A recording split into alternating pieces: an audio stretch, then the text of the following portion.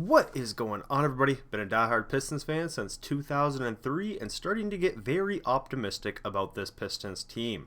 The Detroit Pistons just had a much needed blowout win against the New Orleans Pelicans. The final score was 127 to 81.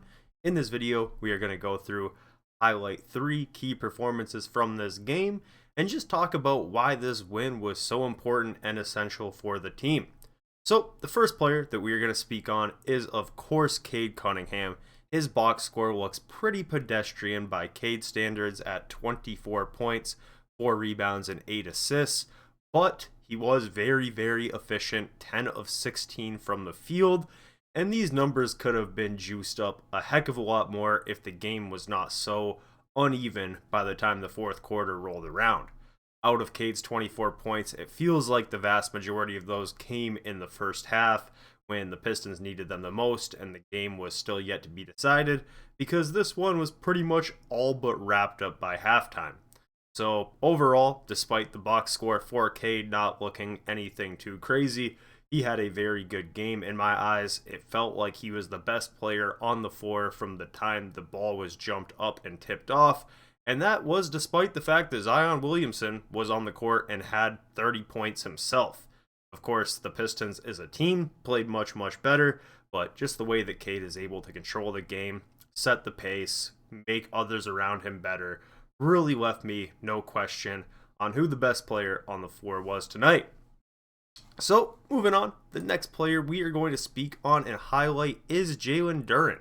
He finishes the night with 9 points himself to go along with 7 boards and 6 assists, 4 of 6 from the field, also had 2 blocks, and those 2 blocks were very important because they both came in the first half before this game had turned into a blowout, set the tempo, and also led to fast break points on the other end.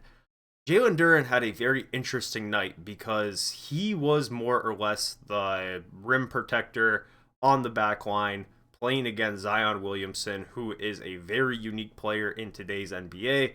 And when the game was still up for grabs somewhat, even though the Pistons were up by a lot pretty early, relatively speaking, Jalen Duren was tasked with trying to slow down Zion Williamson. Did he do a perfect job of doing so?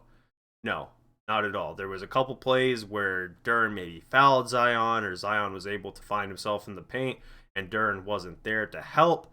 But he did a good enough job that Zion was not able to get into some sort of groove where he was scoring the ball every time down the floor, pushing his first defender out of the way and dunking the ball, as Zion can do.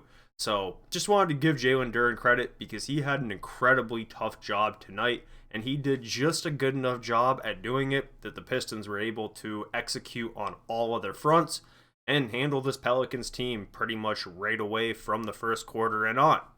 So, moving on, the next player we are going to highlight is Simone Fontecchio, who had a very good game himself. He was our second leading scorer with 23 points, also chipped in 7 boards. He was 9 of 10 from the floor and 5 of 5 from the three-point line.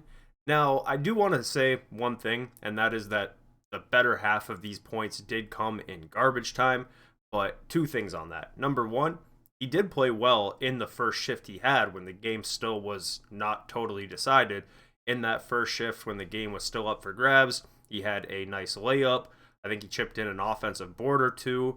Simone Fontecchio is sneakily pretty good at getting rebounds for his position. And he also knocked down a 3 in the first half. In the second half, after the game was already decided, he decided to knock down a couple other 3s and do some other things to get himself 23 points, which I did think I heard Kelser say was his Pistons high, which is surprising because around this time last year he did have some big games for us. But I do want to say I am proud that I have not sold 1 share of my Simone Fontecchio stock. If you guys have been watching my channel, you know that we have talked about the obvious, and that is that Simone has had some pretty mediocre to not so great games during this stretch this season with the Pistons, but I've always believed in him and thought that maybe that toe injury from the summer was kind of dragging him back, and always thought that eventually he would be looking more like the player that was playing last year post-trade deadline for the Pistons than the player that he was at the start of the year for the Pistons. So really happy to see Simone have a big game tonight. Even if a lot of those points did come in garbage time, it doesn't matter because, hey, if he's going to pick a time of the year to get hot, right now is a great time to do so. So overall, this was a very good win just because we were coming off a very rough week where we lost to the Oklahoma City Thunder, which was a very emotion-filled game and just a tough game in general. And the game before that, we lost to the Washington Wizards, which was kind of the opposite, a game where we got caught with our pants down a little bit. So it was big to have a bounce back here because the last thing we needed, considering all the context where we're at in the playoff picture and all of that, was a 3-game losing streak. That would have been not good at all, especially if we were to drop another game to a team like the Pelicans, who were 18-50. But they did not let that happen, and they showed no signs of letting that happen from the time that the ball was jumped up and beyond. So in my eyes, a very good game tonight, and it has me looking forward to the rest of the week because, of course, right now, where the Pistons are sitting in the 6th seed, a lot can happen in a short amount of time to kind of move around this playoff picture. And this week we have a very, I'm going to say soft schedule. There's no such thing as a soft schedule in the NBA, but there's an opportunity for serious wins because our next game is against the Miami Heat, who have been not so great, especially post-trade deadline. And then we got to play the Mavericks, who maybe Anthony Davis is back by then, but as of right now, that team is half injured. And then after that, we get to play the Pelicans again back at home. So there is a serious opportunity for the Pistons to rattle off some wins and help shape themselves up and put them in a good position going forward as we're heading into the final playoff push.